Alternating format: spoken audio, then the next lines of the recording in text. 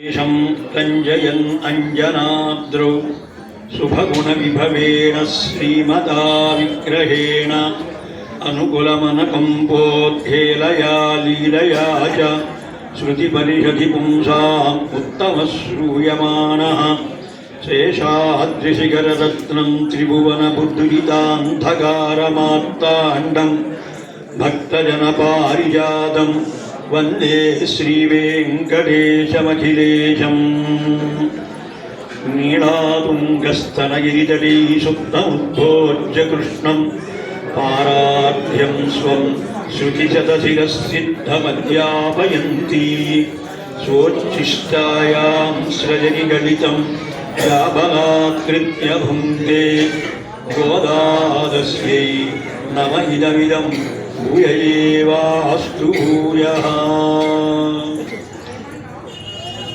जय श्रीमन्नारायण, जय श्रीमन्नारायण। ప్రియ భగవద్బంధువులారా, ఈనాడు ఒక చాలా పరమ పవిత్రమైనటువంటి శుభదినం. సాక్షాత్తు తిరుమలను తలపించేటట్లుగా స్వామివారి సన్నిధిలో ఇంతమంది భాగవతోత్తములు విచ్చేసి పెరుమాళకి మంగళాశాసనం ఏర్పరిచారు. స్వామికి మంగళాశాసనం చేసినటువంటి ఇంతమంది భాగవతోత్తముని సేవించుకునే భాగ్యం గోదావరి హోం ఆలయ కార్యనిర్వాహక బృందం మనకు కల్పించారు. ముందుగా వారందరికీ కృతజ్ఞతలు చెప్పుకుంటూ మరొక స్వామి బడంగపేట నుంచి ఇచ్చేశారు శ్రీమాన్ భాగవతుల వంశీకృష్ణమాచార్యులు, వారికి స్వాగతం పలుకుతూ సరే స్వామి వారిని సేవించమని. ఆండాళ్ తల్లి మనకి పరమ వాత్సల్యంతో అందజేసినటువంటిది చిన్న గ్రంథం. 30 రోజులు సరిపోయేటట్టుగా 30 పాసురాలను అందించింది. ఒక్కొక్క పాసురము మహత్తరమైనటువంటి శక్తి కలిగినటువంటివి. మన జీవితంలో మనం దేనికోసం ఎదురు చూస్తుంటామో ఆ ఎదురు తీర్చేటువంటి కోరికలను తీర్చేటువంటి పరమ శక్తి సామర్థ్యములు కలిగినటువంటి పాసురాలు. దానిలో ఒక్కటే సరిపోతుంది. అటువంటిది 30 పాసురాలు ఒక నెల మొత్తం అనుసంధానం చేసుకుని తరింపజేసేటట్టుగా అనుగ్రహించింది తల్లి. ఆ దివ్య ప్రబంధాన్ని మన జంట నగరాల్లో అనేక దేవాలయాల్లో మధురంగా అందజేస్తున్నటువంటి మహానుభావులు వీరందరూ కేవలం మన ప్రార్థనను అంగీకరించి వారు నిజంగా ఎంతో కార్యక్రమాల్లో సాయంకాలం చాలా ఉపన్యాసాల దానిలో ఉంటూ ఉదయం నుంచి వాళ్ళు దాన్ని సాధన చేస్తే కానీ సాయంకాలం వ్యక్తులకు పచ్చలేదు. అయినప్పటికీ మన ఆహ్వానాన్ని బంధించి ఇచ్చేశారు. ముందుగా వారందరికీ స్వాగతాన్ని తెలియజేస్తూ, అలాగనే ఆ పక్కన ఏం చేసినటువంటి శ్రీమాన్ ఉభయ వేదాంత ప్రవర్తకులైన సందుగుల రాఘవాచార్యుల వారు వేదానికి మారు రూపం ఋగ్వేదాన్ని అవపాసన పట్టినటువంటి మహానుభావులు వీరు. చిన్నప్పటి నుంచి వేదమే ఊపిరిగా ఉండి అనేక ప్రాంతాలకు వెళ్ళి ఆయా గురువుల్ని కలిసి వేదంలో ఉన్న వైశిష్ట్యాన్ని పూర్తిగా తెలియజేసుకొని, అలాగనే తిరుమల తిరుపతి దేవస్థానం వారి పాఠశాలలో కూడా అక్కడ వేదాధ్యయనం కొంత చేసి తమిళనాడు ప్రాంతంలోకి వెళ్ళి అక్కడున్నటువంటి పండితుల్ని కలిసి అక్కడ చేసి, తర్వాత యాదగిరి గుట్టలో స్థానాచారులుగా పనిచేసి ప్రస్తుతం రామానుజ వేద పాఠశాల అనేది ఆయన స్వయం ప్రతిపత్తితో విద్యార్థులకి మన సనాతన ధర్మంగా రక్షించుకుంటున్నటువంటి వేదాన్ని ఏదో మాట మనసుకు చెప్పుకోవడం కాకుండా మైకుల్లో ఆయన దానికి అంకితమై వారికి భోజన భాజనాలన్నీ ఏర్పరిచి దమ్మాయి కూడా ఈశ్వయ్య దగ్గరే ఒక వేద పాఠశాలను పెట్టి పిల్లలకి అహర్నిశము వారు తండ్రిగా తల్లిగా సకల విధమైనటువంటి రక్షకుడుగా ఉంటూ వేదాన్ని నేర్పిస్తున్నటువంటి మహానుభావులు. ఇలా ప్రార్థించిన రమ్మని వారు వచ్చారు. వారికి ప్రత్యేకమైన కృతజ్ఞతలు తెలియజేసుకుంటూ, అలాగనే ఇతరమైనటువంటి స్వాములు ఒక్క వైశిష్ట్యం కలిగినటువంటి మహానుభావులు వారి పరిచయం ఆయా సమయాల్లో తెలియజేసుకుందాం.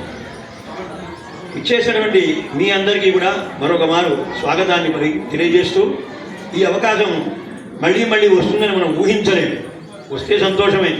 పోయినసారి ఒక్కసారే ఉంటుందేమో అని అనుకున్నాం, కానీ స్వామి సంకల్పం రెండవసారి కూడా నాకు అవకాశం అలాగనే ఆలయం వారికి కూడా ఒక ఆసక్తి కలిగి ఇటువంటి మహత్తరమైన కార్యక్రమాన్ని మనం చేయకపోతే ఎలా? గోదావరి హోంలో గోదా అనే పదం ఉంది. గోదావరి జగదిదం పయసా పునీతే అంటారు వేదాంత తీసుకునేవారు. కాబట్టి గోదా సంబంధం గట్టిగా ఉన్న ప్రాంతం ఇది. మీ అందరికీ తెలిసినా తెలియకపోయినా గోదా గోదా వరి అనేటువంటి సైలెన్స్గా పెట్టుకున్నా గోదా అనేటువంటి సంబంధం ఉన్నటువంటి అందరూ తరించాలి అంటే ఈనాటి ఈ మహత్తరమైనటువంటి ఈ సదస్సులో పాల్గొని మహానుభావులు చెప్పినటువంటి సూక్తులే మనకి తరింపజేస్తాయి. కారణం ఏమిటంటే కలియుగంలో శ్రవణాన్ముక్తి అన్నారు. మనం ఏం పెద్దగా కష్టపడక్కర్లేదుట.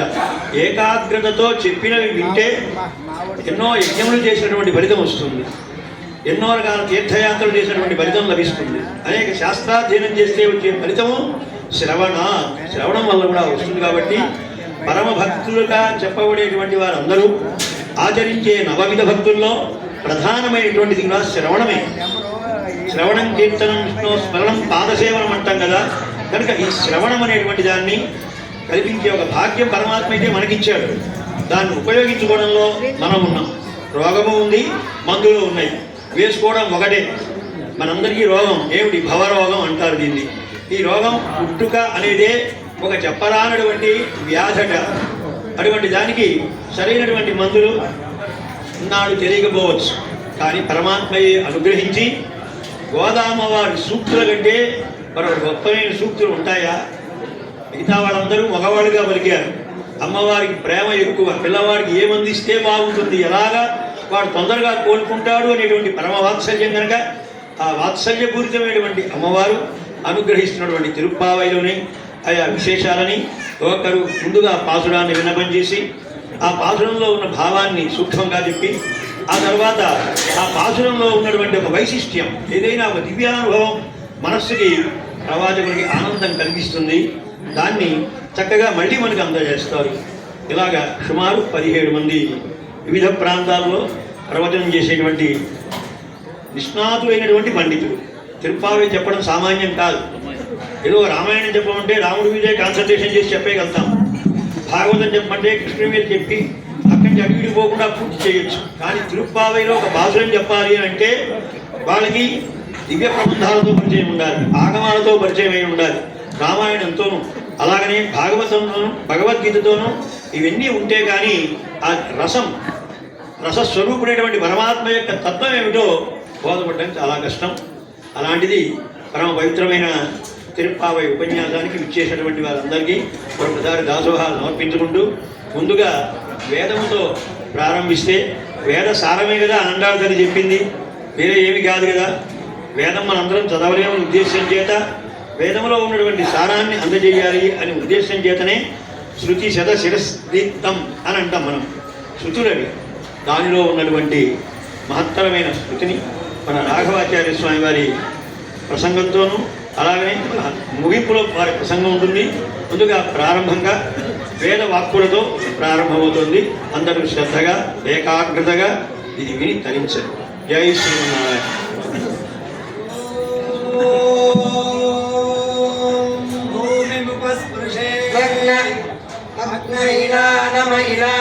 ऋषिभ्यो मन्त्रकृद्भ्यो मन्त्रपतिभ्यो नमो वो अस्तु देवेभ्यः शिवानः शन्तामा भव सुमृणीका सरस्वती मादेव्यो मसन्दृशी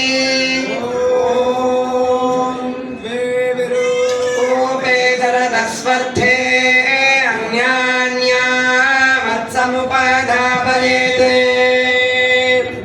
हरिरन्यस्यां भवादि स्वधावान् शुक्रो अन्यस्यां ददृशे सुवर्जाः दशेमन्त्वष्टर्जनयन्त गर्भवतन्द्रासो युवतयो विभृत्रौ दिक्पानीकं स्वयाश सञ्जनेषु विरोचमानं परिशीर्णयन्ति त्रीणि जाना परिभूषं यस्य समुद्र एकं दिव्यैर्गाभप्सु पूर्वामनुप्रदिशं पार्थिवानामृतोन् प्रशासद्विदाधावनुष्ठो क इमं वो निन्यमाचिकेतवत्सोम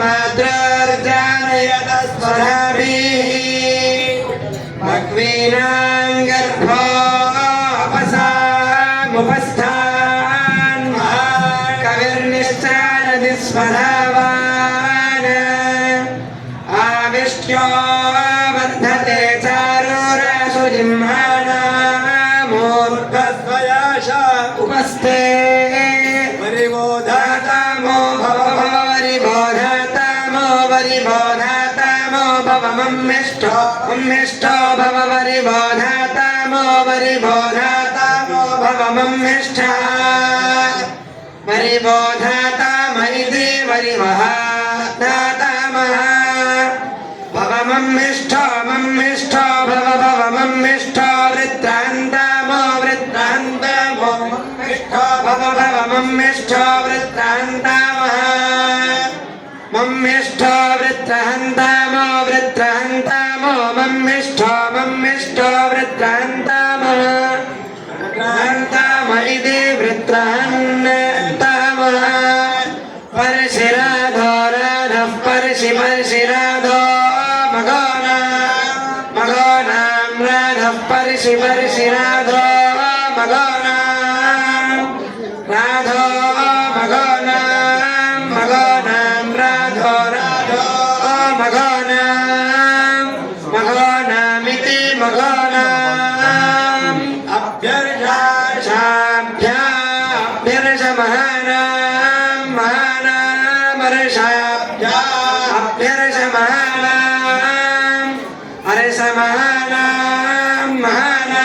महानामर्षार्ष महानां देवानां महानामर्षार्ष महानां देवानां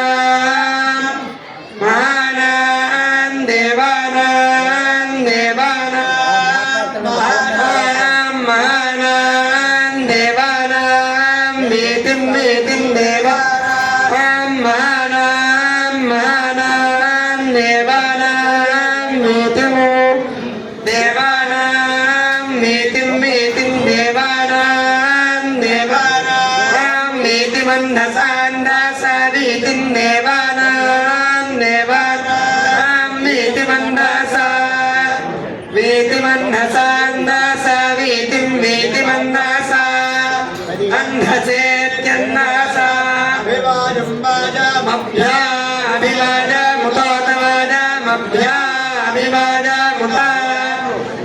अभिवाजमुतोतवाजं वाजामुदश्रवश्रव उत वाजं वाजामुदश्रवश्रव उतोदश्रवाः श्रव इति श्रवाः